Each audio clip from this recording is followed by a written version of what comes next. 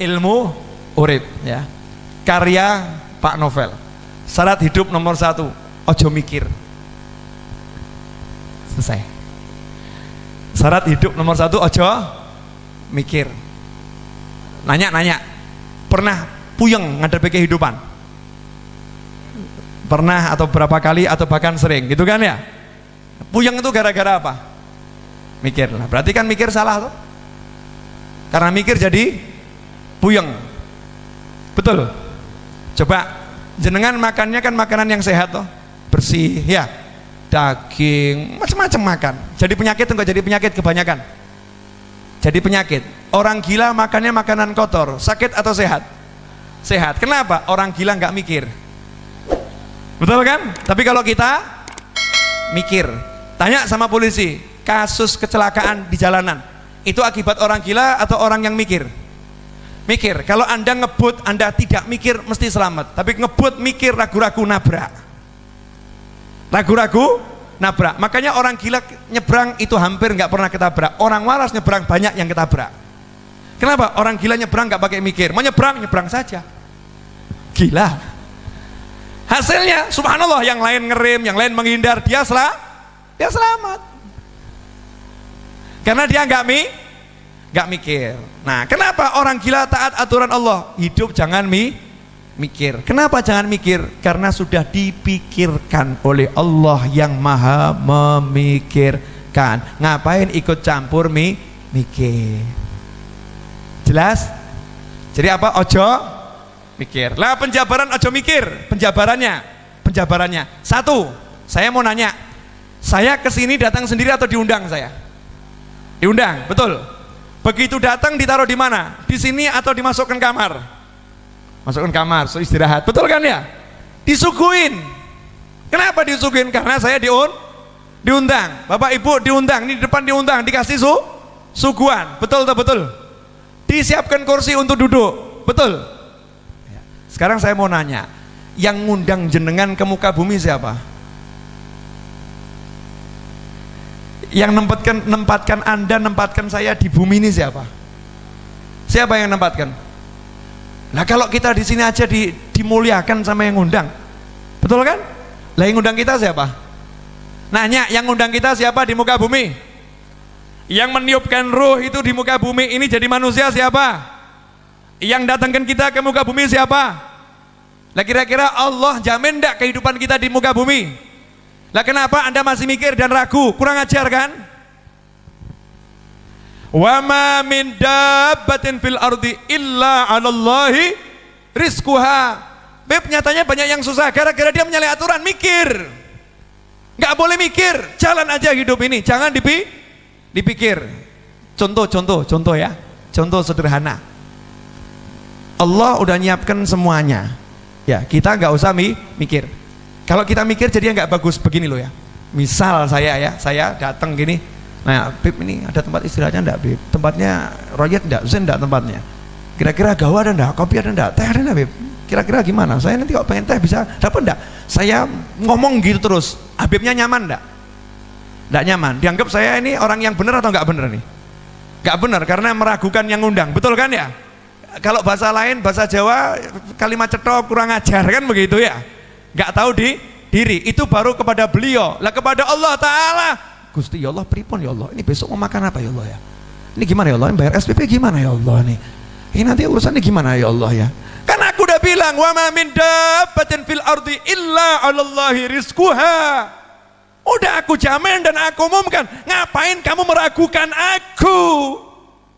Masih ragu, ya silahkan mumet. Akhirnya Allah marah. Wis gak usah kayak kopi, gak usah kayak teh. Mikir dewe. Paham enggak? Jangan mikir. Yang kedua, masalah itu tidak ada. Jadi kalau orang hidup mengeluhkan masalah terus, berarti orang itu mati, nggak hidup.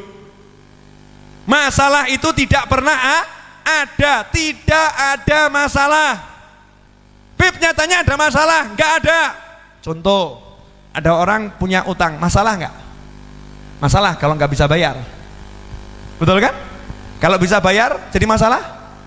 Enggak. Ada orang jatuh, masalah enggak? Masalah. Tapi kalau bisa bangun, gak jadi masalah. Setiap masalah kalau ada solusi namanya bukan masalah. Betul kan? Nah hebatnya Allah tuh, Allah kasih masalah gak pernah gak ada solusi. Masalah selalu udah ada solusi di dalamnya. Fa inna ma'al usri yusron, inna ma'al usri yusra. Setiap masalah itu ada solusi. Dan hebatnya bukan cuma itu, masalah plus solusi plus rezeki. Jadi kalau datang masalah itu selalu ada rezeki di dalamnya. Bingung? Loh, saya nggak asal ngomong ini. Jadi mulai nanti kalau kepleset bilang alhamdulillah rezeki mau datang. Ya. Dalilnya mana? Wa may yattaqillaha yaj'al lahu makhraja wa yarzuqhu min haitsu la yahtasib. Masalah. Wa may yattaqillaha yaj'al lahu makhraja, Allah beri solusi untuk masalahnya. Wa yarzuqhu, dan Allah memberinya rezeki dari arah yang nggak pernah bisa dia pikir. Lalu Allah aja udah ngasih tahu rezekimu tuh nggak bisa kamu pikir, kok kita gaya mikir? Kan nyalahi aturan Allah. Paham ya? Jadi ada masalah, ada solusi, ada rezeki. Satu paket. Syaratnya cuma satu. Awal tadi jangan mikir, tapi ngapain? Zikir. Wa ma khalaqtul jinna wal insa illa liya'budun. Enggak usah mikir, salat. Baca Al-Qur'an. Cari ilmu. Senangkan orang tua. Senangkan anak. Senangkan pasangan hidup. Silaturahim. Waktu ke pasar, ya ke pasar. Kerja. Jalani aja aturannya Allah. Gak usah mikir, nanti sistemnya Allah yang akan kerja. Selesai masalah. Nah kita kan enggak, takwanya hilang, mikir masalah, mumetoh. Silahkan puyeng, silahkan pusing. Saya mau nanya, ini ilmu yang terakhir ini murah atau mahal? Murah, nggak bayar gratis kok ya. Nggak bayar gratis. Ya, jadi nggak usah dipikir dan masalah itu tidak ada masalah. Makanya orang-orang soleh nggak pernah merasa bermasalah. Apapun masalahnya nyantai aja dia. Kenapa? Oh yang ngasih masalah Allah kok, kita yang menyelesaikan, kan bodoh. Yang ngasih masalah siapa? Allah. Masa kita yang mau menyelesaikan? Bisa menyelesaikan masalah yang ngasih Allah. Baru masalah yang ngasih orang yang agak kuat aja kita bingung, gitu kan ya? Nah kalau masalah yang ngasih Allah bisa kita menyelesaikan? Gak bisa, ya biar Allah yang menyelesaikan. Biar Allah yang menyelesaikan. Sepele, simple, sederhana. Yang terakhir, sudah satu jangan mikir, yang kedua masalah itu tidak ada. Nah ini yang terakhir, bagian yang paling menyenangkan dan bagian yang paling enak. Sebetulnya keburukan itu nggak ada. Kok lihat saya gak enak semua, kenapa nih? Buruk nggak enak itu nggak ada. Karena Allah nggak akan memberikan kita keburukan dan ketidakenakan, meskipun zahirnya buruk gitu. Zahirnya nggak enak. Maka dikatakan al khair wasyarr bimasyiatillah. Baik dan buruk itu kehendaknya Allah. Sedangkan Allah tidak berkehendak untuk memburuk-burukan hambanya. Semua baik, hambanya saja yang bermasalah. Saya kasih contoh boleh? Bu, punya suami ganteng nikmat atau enggak nikmat? Nanya, punya suami ganteng nikmat atau enggak nikmat? Jawabnya lama kan? Kenapa? Dalam benak seorang istri nggak ada suami ganteng kalau masih lihat kegantengan orang lain. Betul kan?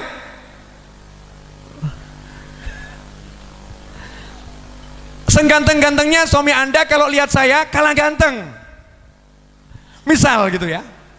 Ada orang gitu, seganteng-gantengnya suami Anda lihat saya kalah ganteng, karena orang yang ngomong itu gantengnya luar biasa. Lah kalau hidupnya cuma lihat orang ganteng, suaminya jadi jelek. Suaminya jadi jelek. Akhirnya dia pulang ke rumah ketemu orang jelek. Akhirnya pulang ke rumah merasa punya suami yang jelek. Akhirnya pulang ke rumah merasa dirinya rugi menikah dengan suami yang seperti ya Bu ya. Padahal punya suami jelek itu syukurnya double. Kenapa? Perempuan lain gak ada yang mau. karena suaminya jelek. Sama suami punya istri kok jelek, punya istri jelek, lihat istri orang lain kok cantik, lihat wanita lain kok cantik, semakin lihat yang cantik-cantik, yang udah nyata-nyata jelek ini semakin jelek. Gak usah pakai lihat yang lain aja udah jelek, apalagi lihat yang lain jadinya jelek. Betul. Nah, ada satu aturan hidup yang kita langgar. Udah diperingatkan sama Nabi, aturan hidup. Urusan dunia ini ya, ganteng, sugih, melarat, sehat, sakit, urusannya begitu-begitu. Jangan pernah lihat yang lebih sukses, dan bahkan jangan pernah lihat orang sukses, suruh lihat orang yang susah. Itu aturannya Nabi. Lihat aja yang lebih susah, udah itu aturan Nabi. Kalau kita langgar aturan ketiga ini, habis semua hidup kita. Contoh, ada orang kakinya patah, itu nikmat atau enggak nikmat? Baik atau buruk? Buruk kan? Kenapa dia lihat buruk? Karena dia lihat orang yang kakinya tidak patah. Karena dia lihat orang yang sehat, maka dia lihat yang namanya kaki patah itu buruk. Tapi coba kalau lihat orang yang punya kaki cuman separuh, kakinya dia patah, terus dia lihat masuk kampung kakinya orang itu hilang semua, separuh tok ini. Dia bilang apa nih? Alhamdulillah, kaki saya dua, cuman yang satu patah. Ini satu kampung nggak punya kaki. Alhamdulillah. Dia jelek, ternyata ketemu orang yang nggak punya hidung.